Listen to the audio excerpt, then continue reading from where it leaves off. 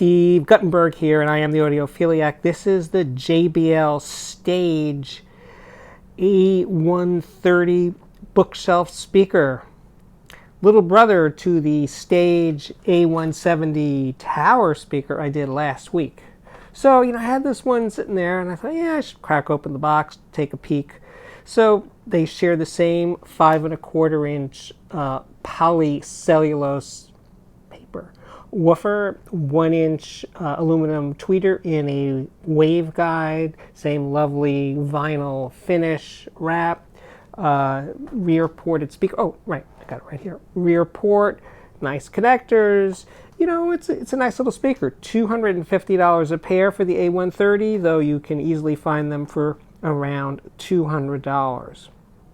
Sensitivity is a little on the low side, 86 dB for a watt, but maybe they're just being more honest. Impedance is 6 ohms. So I loved the A170. This speaker just blew my mind. So how would the little guy fare? Well, guess what? It sounds smaller, significantly smaller, but it is significantly smaller.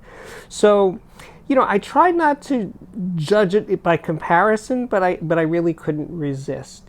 But when I eventually stopped listening to the A170, I tore myself away from the A70, listened just to these little guys, and I liked them. I didn't have anywhere near the level of enthusiasm, but hey, they're half the price, basically, so yeah. And not everybody wants tower speakers. They don't have room or something. Of course, you'd have to put these on a stand of some sort, but, let's just step aside of that question right now. Just say they are half the price. I think they're really nice speakers. When I stopped comparing and just settled in with them, I really dug them. They're pretty dynamic. The tweeter's nice, but curiously not as nice, even though it's the exact same tweeter as the bigger guy's tweeter, maybe because there was less bottom end balancing out the tweeter.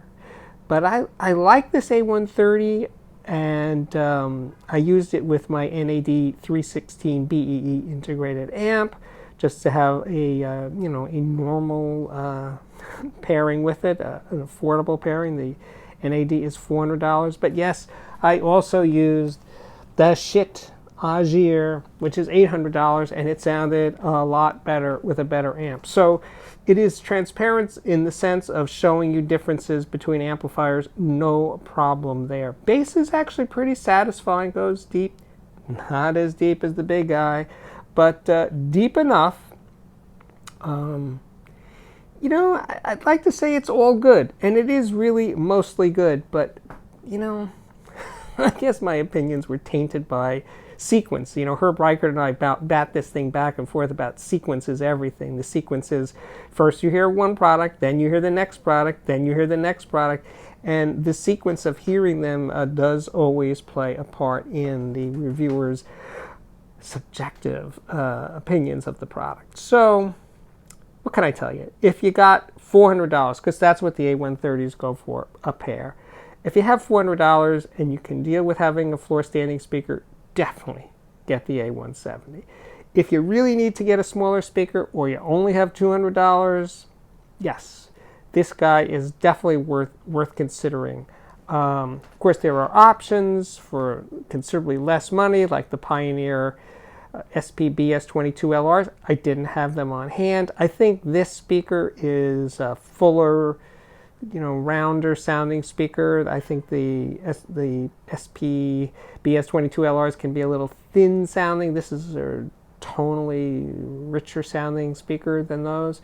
Of course, there's my, speaking of rich, Mica RB42s, lovable little $130 a pair speakers. Very, very rich sounding, nowhere near the detail of this puppy.